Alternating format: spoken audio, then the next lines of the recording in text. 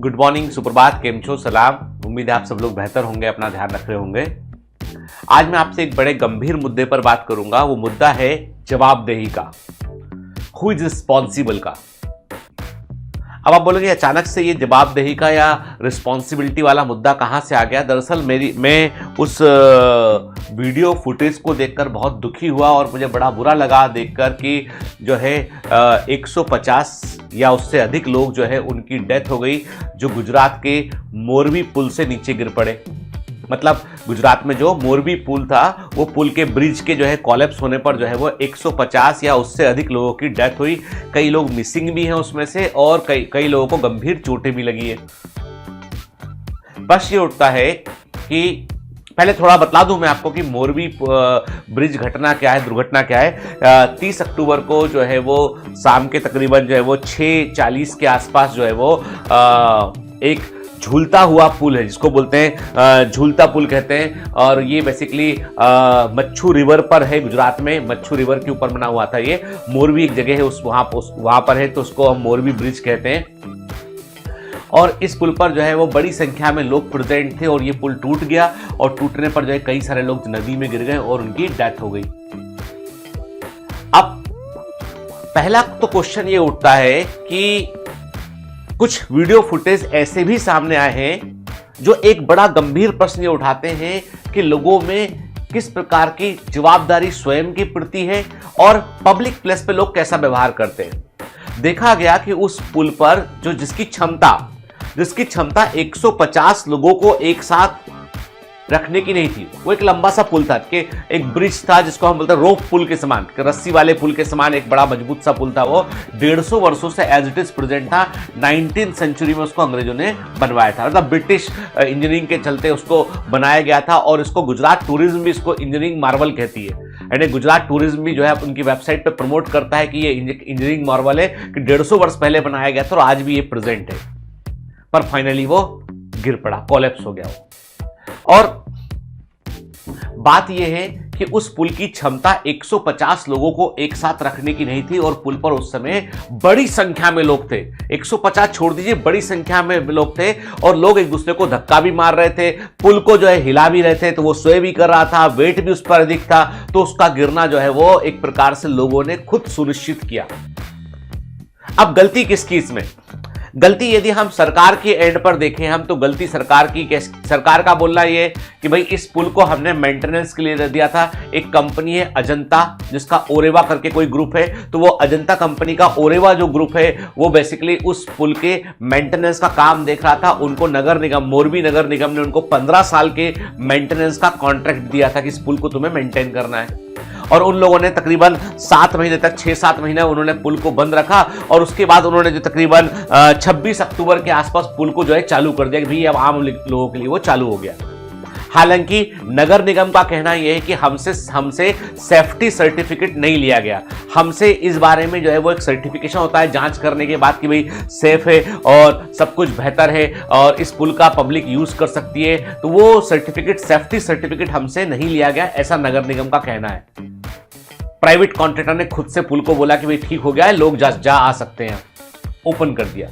और चूंकि 7 महीने बंद रहा था, ओपन हुआ, लोग उसको झूलता हुआ पुल कहते थे, तो लोगों ने कहा भाई छठ पूजा पर जो है वो नदी का जो शाम के समय जो पूजा करते हैं, छठी माई की जो पूजा करते हैं, तो वो पुल पर ही करेंगे। नदी में उनको कुछ चढ़ाना होता है, तो उस चलते भीड़ लग गई पुल के ऊपर और पुल टूट गया, और जो है वो एक बड़ी दुर्घटना घट गई। अब इस पूरे के पूरे मैं आपसे क्यों डिस्कस कर रहा हूं? मैं डिस्कस इसलिए कर रहा हूं आपसे कि इस पूरे घटनाक्रम को मैं कोई पॉलिटिकल मुद्दे में पढ़ना नहीं चाहता हूं, पर इस पूरे घटनाक्रम में यदि आप देखोगे तो सबसे बड़ी बात है कि लोगों की समझ, लोगों की अपने स्वयं के प्रति जवाबदेही क्या है। क्या लोगों को ऐसा भीड़ में ऐसा व्यवहार करना चाहिए? क्या कहीं पर इतनी भीड़ जमा लेना समझदारी है? क्या सभी को एक ही जगह मिलती है एक फेस्टिवल को सेलिब्रेट करने के लिए? सरकार क्या कर रही थी? क्या सरकार को नहीं लगता कि उस पुल की क्षमता इतनी नहीं है, तो वहां पे कुछ गार्ड बैरिकेड लगा के लोगों को रोका जाए कि भाई उस पुल पर इतने लोग नहीं जा आ सकते? गवर्नमेंट लोगों के मरने के बाद बोलते हैं कि बड़ा बुरा हुआ, हमें बहुत दुख लगा, हम हर एक मृतक के परिवार को 1 lakh 2 lakh 5 lakh what ever the money, हम उतना पैसा देते हैं। आप समझ लीजिए उस इंसान की जान की उतनी कीमत है सरकार के लिए।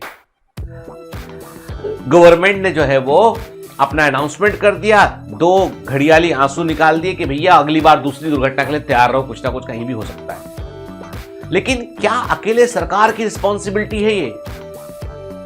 प्रशासन, शासन और पब्लिक सबको मिलकर सोचना होगा कि ऐसी दुर्घटनाएं क्यों हो रही है, क्यों हम इतनी भीड़ जमा कर लेते हैं, जिस भीड़ के कारण जो है वो भगदड़ मचने पर जो है हजारों लोगों की जान खतरे में पड़ जाती है। हमको एक पब्लिक प्लेस पर संतुलित और संयमित व्यवहार करना सीखना होगा। हमें देखना होगा कि भैया जो है कोविड के बाद जो वक्त आया है तो उसमें जो है इतनी भीड़ भी जमा ना करें कि लोग जो है वो खतरे में पड़ जाएं। देखिए, मैं आप में से कई लोग इस बात से असहमत हो सकते हैं कि नहीं सर फेस्टिवल है तो मनाएंगे, बिल्कुल मनाइए, लेकिन मैं फिर आपसे वही बात कहता हूं कि संतुलित और संयमित व्यवहार बहुत जरूरी है। उस पुल के आप देखिएगा, गूगल पे फुटेज डलें कि लड़कों का एक ग्रुप है, एक दूसरे को लात मार रहा है, वो उठ के धक्का धुक कर रहे हैं, धक्का मुक्की कर रहे हैं पुल पर, है ना, ये ठीक नहीं है। इतने सारे लोग जो है, मैं मानता हूं, मैं सभी तरह की भावनाओं की पूरी इज्जत करता हूं, लेकिन मैं ये मानता हूं कि आपको ये भी तो सोचना पड़ेगा कि कैसे हम दुर्घटनाओं को मिनिमाइज कर सकते हैं, कैसे हम जो है वो एक अच्छे फेस्टिवल को हम एक दुखद अंत में जाने से रोक सकते हैं। तो हमको खुद को ये तय करना पड़ेगा, जवाबदेही हमको खुद को लेनी पड़ेगी। हम सरकारों के भरोसे नहीं बैठ सकते हैं, क्योंकि सिंपल सी बात है, उनका काम था मेंटेन करना। एक कंपनी को कॉन्ट्रैक्ट दिया, कॉन्ट्रैक्ट उस कंपनी को दिया जिसका काम था ई बाइक बनाना, घड़ी बनाना। अजंता कंपनी आप जानते हैं, घड़ी की कंपनी, ओरेवा इलेक्ट्रिक व्हीकल बनाने ई बाइक वाली कंपनी है।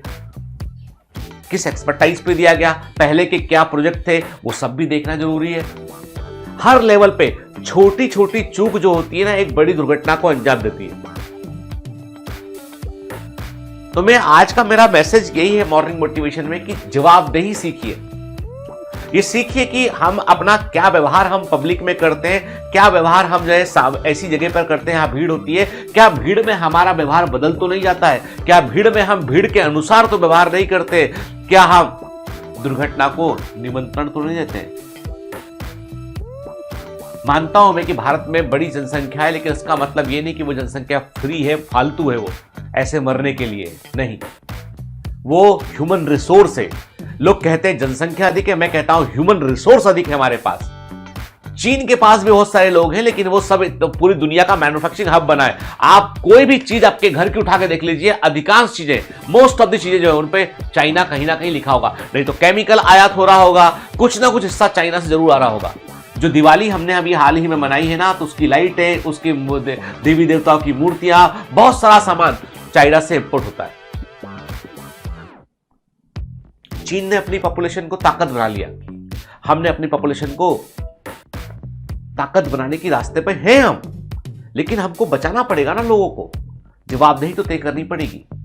सोचिएगा जरूर इस बारे में कि भीड़ में हम कैसा व्यवहार करते हैं और क्या हमें इस व्यवहार को सुधारना नहीं चाहिए।